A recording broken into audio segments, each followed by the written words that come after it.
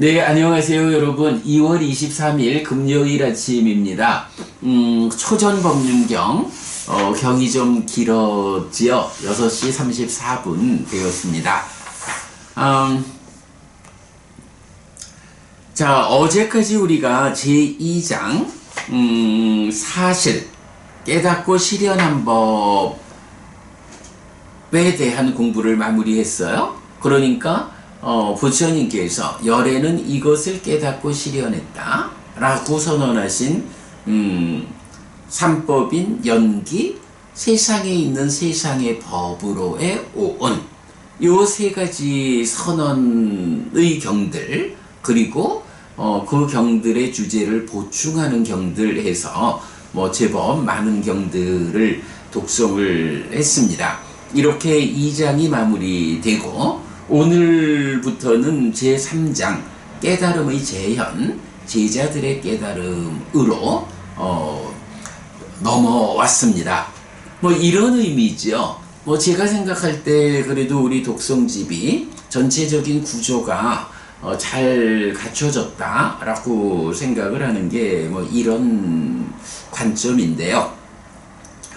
제1장에서 부처님 그 당신의 깨달음의 자리에서 그 오랜 윤회하는 삶을 드디어 끝내고 깨달았다. 윤회에서 벗어났다. 삶을 완성했다. 불사가 실현됐다. 열반을 실현했다. 이런 삶의 완성을 이루고는 그 자리에서 당신의 깨달음의 소회를 드러내는 그런 경들 를 우리가 6개를 살펴보았죠.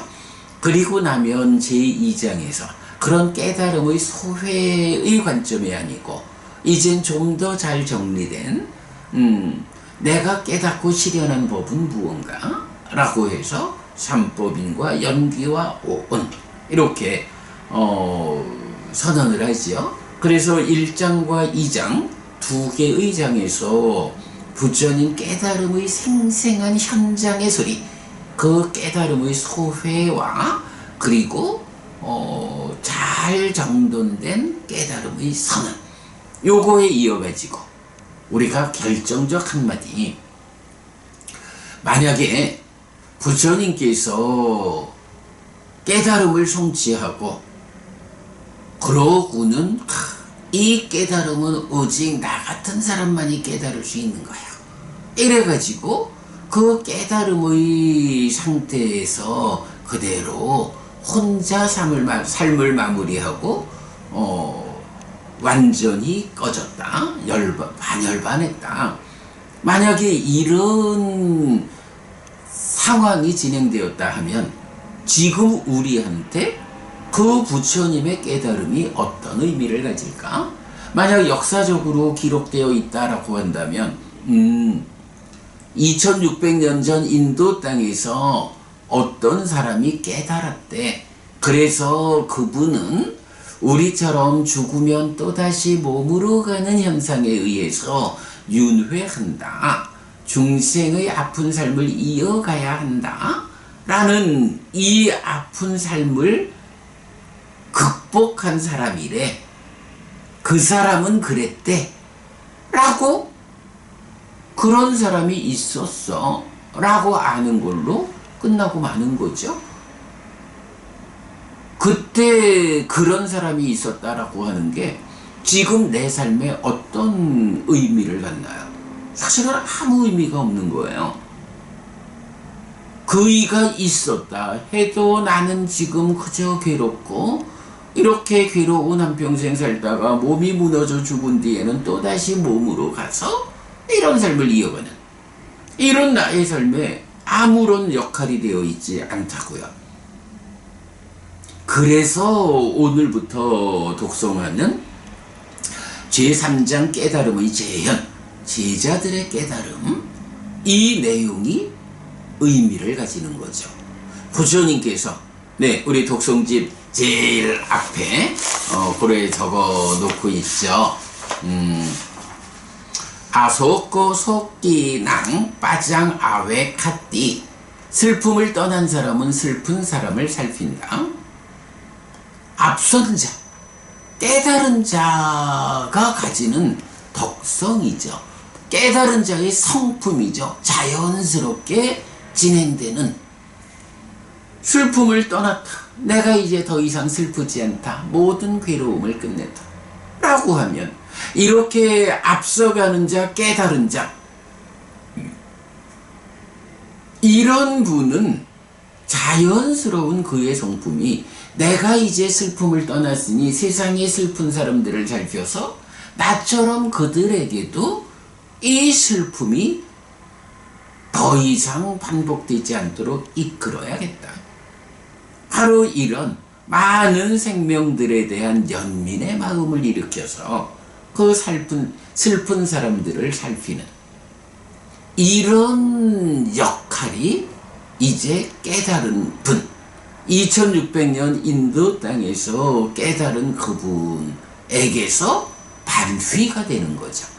그래가지고 이 깨달음을 많은 사람들의 행복을 위해서 세상에 말하자. 이런 선택을 하죠. 그래가지고 이제 경에 보면 누가 나의 이 깨달음을 가장 빠르게 이해할까? 이래가지고 누구에게 법을 설할까? 라고 했는데 알라라 깔라마 라고 하는 부처님 깨달음 이전의 스승 일주일 전에 죽었어.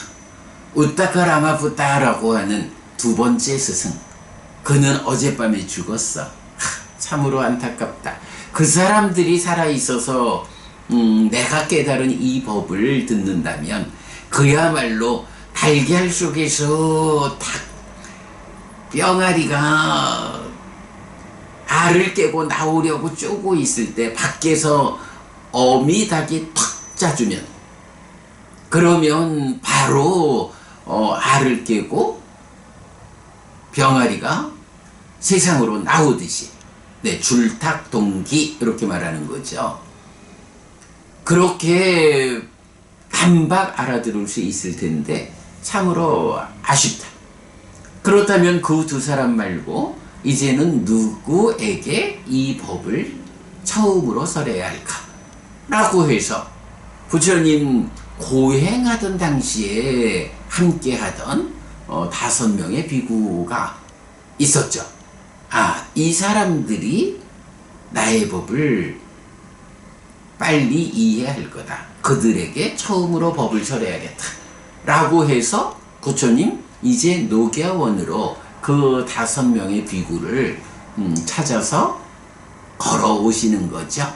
네, 그래가지고 그 5명의 비구를 만나서 처음으로 법을 설하는, 처음으로 법을 설했다라고 할 때 법을 설하는 요 말을 뭐라고 해요? 법의 바퀴를 굴렸다. 법륜, 법의 바퀴를 전 굴렸다. 그래서 전법륜경.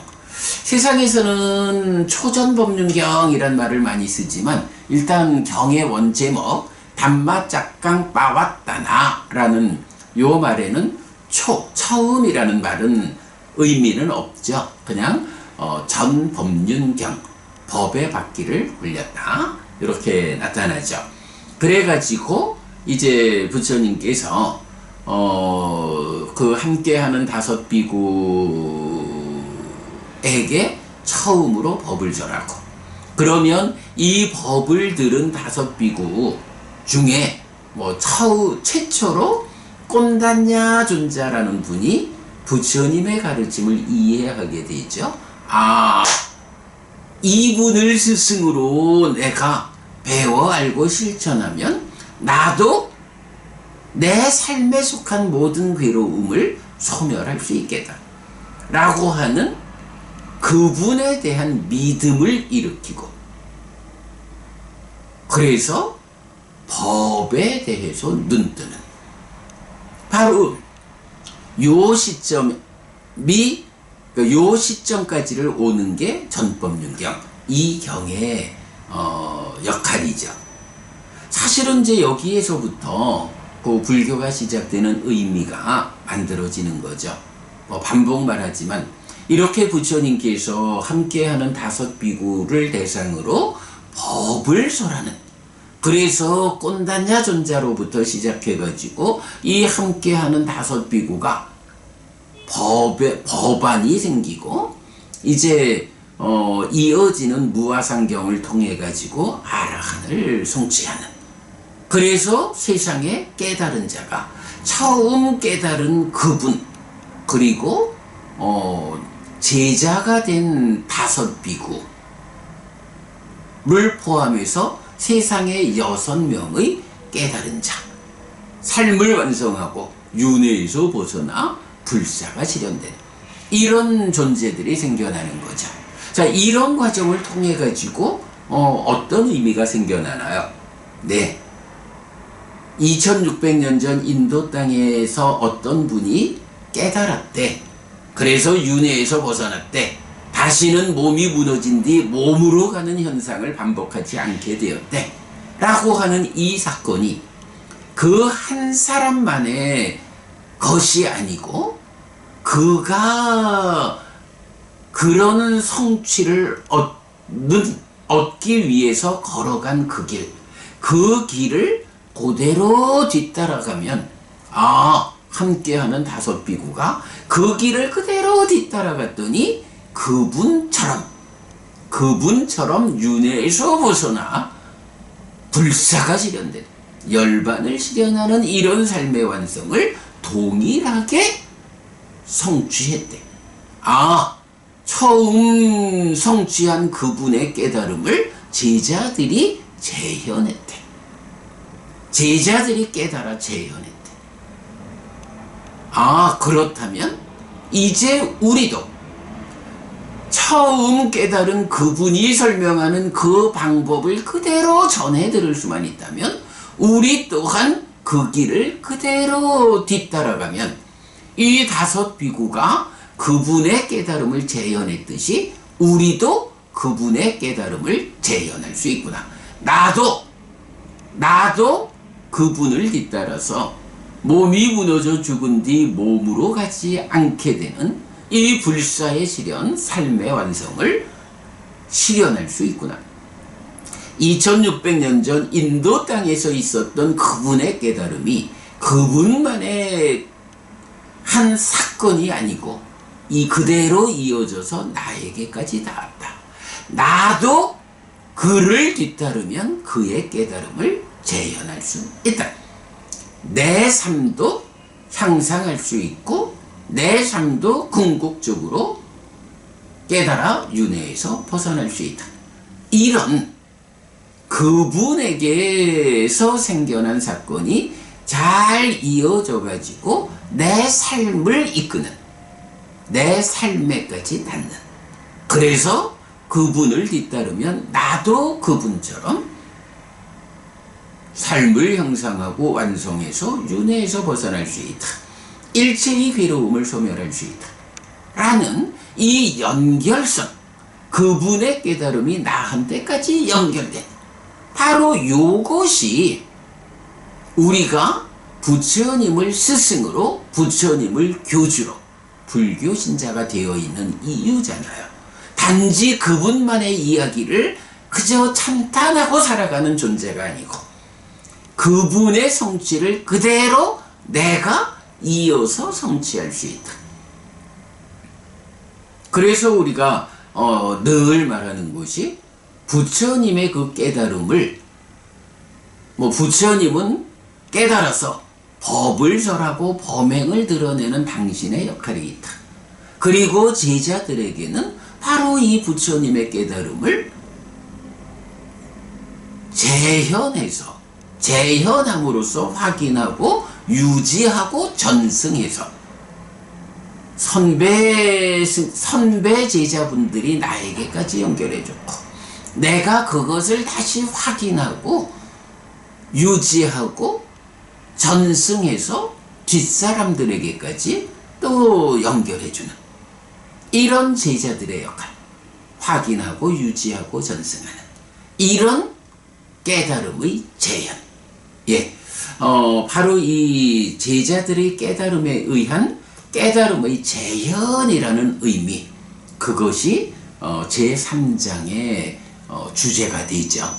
뭐 제가 볼 때는 그래도 경을 요런 구조로 편집을 했다라는 것은 이 독성집이 참 잘 의미를 가지고 만들어졌다. 뭐 이어서 이제 4장, 5장, 6장도 그런 의미로 이제 연결이 되죠. 자, 전법윤경 워낙이 중저하고 또 많은 내용을 담고 있어서 오늘은 자세히 설명하지 않고 그 의미만을 소개했어요. 자, 우리가 작년 5월 30일 날 초기 불교 100일 법문 통해서 이 경에 대해서 잘 소개했고요. 여러분 그 링크 해드릴 테니까 보시고, 제가 오늘 한 가지만 소개를 더 하자 하면, 이 경에서 이제 꼰단냐 존자에게 법안이 생겼을 때 신들이 찬탄하는 부분들이 나와요. 뭐 세존에 의해 법륜이 굴려졌을 때 땅에 신들이 소리쳤다 하고 이어받아 가지고 범신천의 신들이 소리쳤다, 이렇게 신들의 찬탄하는 이야기가 있는데, 뭐 경에 보면 이런 신들이 찬탄하는 경우가 몇 개 있어요. 그래서 보면 마치마 니까야 31번 경에서도 나오고, 그런데 그 중에 하나 주목해야 하는 것이 앙구따라 니까야 7의 모음의 69번 빠리차타카 경이란 경이 있어요.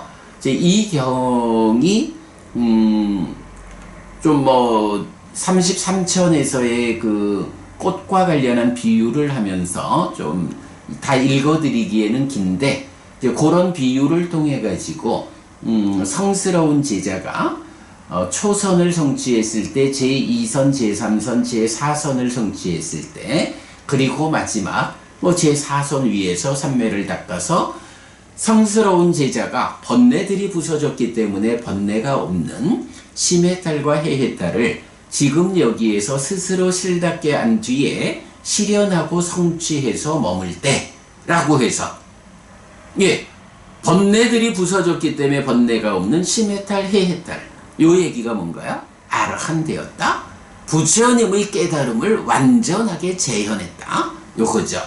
이런 깨달음의 재현을 놓고 이제 이런 표현이 나와요. 그때 땅의 신들은 소리친다. 어떤 마을이나 번화가의 집에서 집 없는 곳으로 출가하여 이러이러한 이름의 존자에게 믿음을 가지고 머무는 이러이러한 존자가 번뇌들이 부서졌기 때문에 번뇌가 없는 심해탈과 해해탈을 지금 여기에서 실답게 한 뒤에, 그러니까 스스로 실답게 한 뒤에 실현하고 성취하여 머문다라고, 땅의 신들의 소리를 듣고 사왕천의 신들이 쭉 올라와 가지고 범신천의 신들이 소리친다 라고 해서 동일한 이야기, 이렇게 그 순간 그 짧은 시간 동안에 범천의 세상까지 소리가 퍼져 나간다, 이렇게 번뇌다한 비구는 장엄하다 라고 해서 최초로 부처님이 법륜을 굴리는 이 전법윤경에서는 이제 믿음을 가지고 뒤따르는 법안이 열린 데에서 신들의 찬탄이 처음 시작되죠. 그리고 나면 이제 그 다음부터는 이렇게 어떤 부처님 제자가 아라한을 성취했다, 깨달았다 라고 하면 그 아라한을 성취했다라는 그 사건마다 이제 이 신들이 찬탄하는, 네, 최초의 사건에서는 법안이 생긴 자리에서 신들의 찬탄이 나타나고, 그리고 뭐 마치마 니까야 31번 경에서는 조금 다른 표현이 나오지만 이제 바로 이 빠리차타카 경에서는 이런 그 부처님 제자들이 아라한을 성취할 때마다 동일한 그 과정을 제시하면서 신들이 아무개 비구가 깨달아 아라한이 되었습니다 라고 찬탄하는 부분을 보여준다. 법안이 열렸을 때 찬탄하는 것으로 시작은 하지만 부처님의 경우고, 이제 그 이후 부처님의 깨달음이 제자들에 의해서 재현된 그 상태에서는 아라한을 성취할 때마다 이런 신들의 찬탄이 있다 라고 하는 거 여러분 참고하기 바라고요. 나머지는 경에 대한 전체적인 설명은 100일 법문 여러분 링크해 드릴게 다시 한번 보시고요. 아이고 시간이 많이 가서 서둘러야겠습니다. 자, 오늘 포살일입니다.